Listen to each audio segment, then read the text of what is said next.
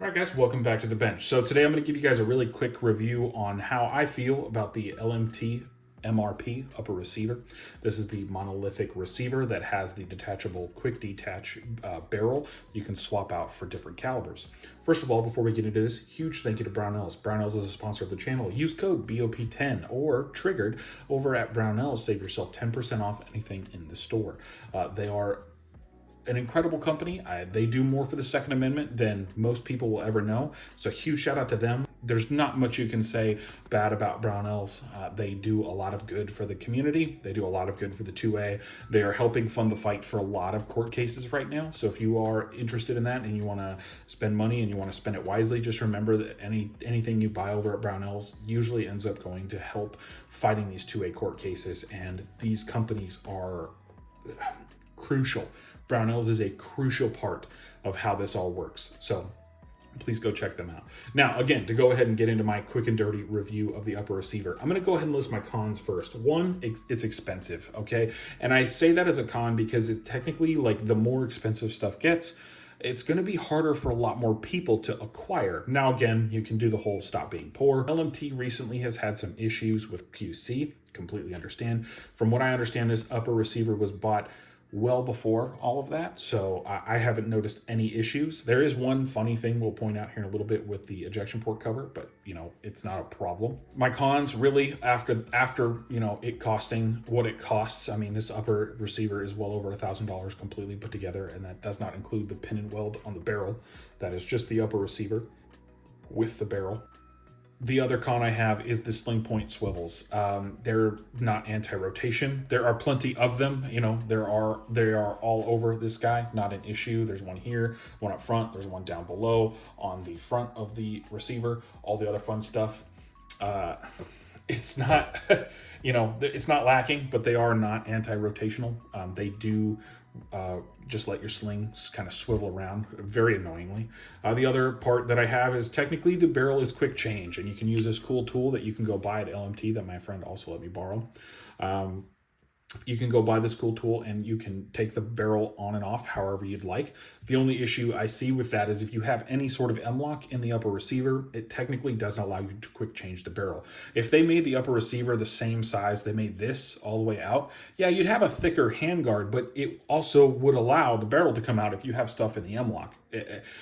Right now, you have to take all the M-lock attachments off. So the slate grips, the light, the hand stop, you have to take all that off and you end up having an issue. And it's, to me, it feels very counterintuitive. It's not necessarily like, it's not quick change at that point. So yeah, you can have this and have a quick change barrel if need be, but you're also not running this as like a fire support weapon. If you do have a machine gun lower, which unfortunately is illegal. Well, it's not illegal, but they're very costly and you can't get any past 86. So they are illegal. It really sucks that I think that LMT made a really good product. I just didn't think they thought out the quick change barrel system with the M-lock. I do think, however, if you were to buy this with the quad rail version, you would never have that issue. If you buy the quad rail version, which they do still sell, they also sell these in multiple lengths, 9.25 and all that other fun stuff. And if you're looking for the specs, I will leave a link for the video down below along with my link tree. You guys can go check that out. And you can check out all the specs that I went over through there. But I'm going to go ahead and just let you know up front, LMT is completely proprietary in a lot of their stuff, and they don't list specs on their site. Literally, the only thing they say, especially when it comes to this bolt carrier group, is that the bolt carrier group itself with the enhanced bolt and the enhanced bolt carrier, they say that this is hard chrome plated, which it is. It's just extremely dirty and disgusting. And then they say that it is phosphate coated, which it is, but they don't tell you anything. They don't tell you the makeup. They don't tell you if it's 6310 or Carpenter 158 or anything like that. You do have relief cuts and all the other fun stuff and the cool stuff about this bolt carrier group, and it does technically reduce the amount of gas in the system, especially when it gets back, and the carrier travel and how the bolt travels inside of the bolt carrier. Very unique, very different, but you know, they don't allow you to know any of the specs. I do think if you go do some sleuthing online, you're more than welcome to find all of that.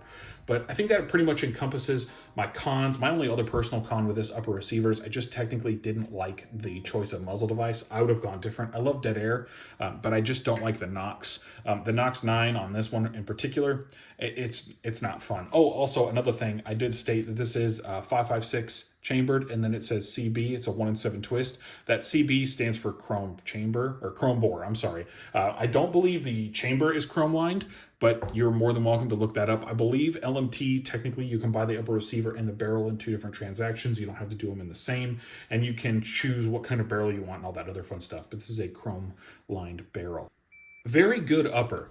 Going into the pros, it's lightweight. It technically doesn't feel as weighty out front as a lot of my other upper receivers do, especially with full-length handguards. I have a Geissele URGI in 14.5 that has that Mark 16 handguard that does go all the way out to pretty much the muzzle device, and I will go ahead and state that it's annoying. It's annoying to not have, to have upper receivers like this that aren't as swing weighty out front, and then you go to your URGI, which I did shoot today also, and then they do feel drastically different. This one feels much better in the sense of I feel like you have more control over the muzzle, and I think that's where I'm going to leave that. I just feel like you have more control over the muzzle. Now, going into a weird issue that I have seen with this upper receiver here, if you look at the ejection port area here, it is bigger in the front than it is in the rear. I haven't taken calipers to it, but you can see that it is noticeably different, and it does look that way. I don't know if this is a QC issue or if this is actually how the upper receiver is designed, but I have noticed no issues. It went through 1,000 rounds without a single hiccup other than ammo related, which I did have. I'd shot a whole magazine of steel cased ammo through this with the enhanced bolt carrier group, and I found absolutely no issue with this upper receiver or any issues with the gas system. It did cycle that, but then again today I did shoot 1 round of steel case ammo on my H2 buffer, my Geissele Super 42 H2. I did shoot a couple rounds of steel case. It did not lock the bolt to the rear, but with the H1 buffer I was running the other day, it had no issues at all. So I believe it's kind of buffer dependent, especially because the buffer is slowing the system down and doing all that fun stuff. Plus you have more gas coming out here, which as a lefty, I really can feel. What I will say though, is if you shoot this right-handed, it does not hit you in the face as much as if you shoot it with a normal bolt carrier group. So that's probably one of the more cons, especially to get the enhanced BCG. Now, technically, this is a mid-length barrel, mid-length gas system. These are apparently designed, from what I've read, these are designed, and what I've been told, to work with carbine length systems, and they're designed to mitigate the amount of gas in the system to just kind of bring the levels down and not be as punchy. I haven't run the bolt carrier group in my 11.5 Colt yet because I'm technically still kind of feeling that, trying to figure out what optic I want to do on there. I might be running some sort of optic, but I don't know yet. I really want to do the Duty RDS, but I also want to try the Vortex, and I also want to try a bunch of other different ones out there. So I'm trying to figure out which optic I'm going to spend some money on and go from there. I do like the Duty RDS, but it's very hard to it's very, very hard to find in stock. My other feels, this rifle is not as punchy as I thought it would be. In the H2 system, it's extremely soft. You can keep it on target. The problem with the dead air muzzle device, the Knox 9, is it does drive that muzzle down, and you really can feel it. I noticed going from this to my URGI, which just has a 4-prong Surefire on it, that the muzzle device was different, and you can feel that in how it's running. With the URGI, it definitely feels just more on target all the time, whereas with this one, I constantly had to drive the muzzle back up onto target, which made some follow-up shots hard, especially high value ones. Like when I was trying to do headshots today, I don't know if you can see it in some of those videos that I've been posting in the background, but when I've had to actually shoot slower doing that, because just those high value shots, they require more of me going, oh yeah, I have to drive the muzzle back up because I can't make them in as rapid a succession. English.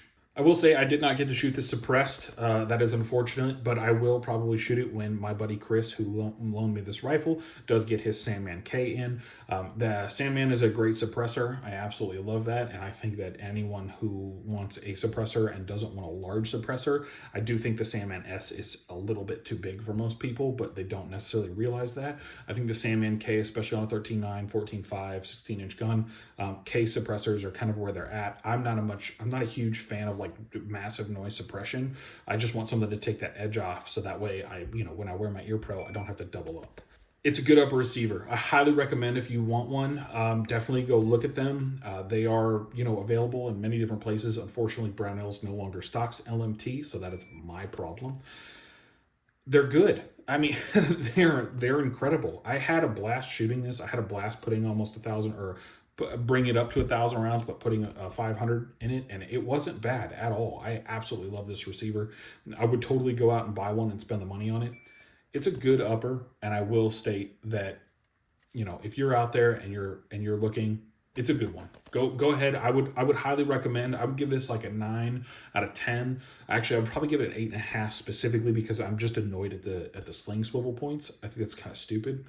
Personally, if I were to look at one, I would probably get the quad rail version just to make the barrel swapping a little bit easier if I wanted to go from long to short or 300 blackout or anything like that, or 6.8 or any of those random cartridges you can shove in an AR-15. Apparently, they do make barrels for all of those, so you're more than welcome. But I think the barrel change part of this is probably its major selling point, because there's not a whole lot to go from this to 300 blackout, and it's a lot easier to change this barrel than it is to go ahead and like swap out the barrel on your URGI. So I'm just going to go ahead and state that. I think that this is much easier to do. Other than that, I hope I was able to kind of answer your questions or answer if you are on the fence about buying one of these, because to be honest, I would go ahead and drop money tomorrow to buy one of these. I would, however, have to get a different sling point if I were going to do that, because I hate sling swivels that move. And I realize that I've said that like 4 times in this video, but it's just a problem that I have, and I think it's stupid. If you're going to build sling points into something, make sure they don't spin around in circles. I think that's stupid and dumb and moronic, especially companies in 2023, 2022, or 2021, or anywhere like 2018 and beyond. Magpul had that technology fucking dialed in, and you all couldn't figure that shit out. So I'm just going to go ahead and state that. Other than that, it's a good upper. Go ahead and buy one. I think it's fantastic. If you're looking to, there are many places out there that sell them. Unfortunately, it will be a while before I get one. Thank you guys so much for tuning in. As always, I can't say what I used to say, but I do love you guys. And as always, be a hoodlum.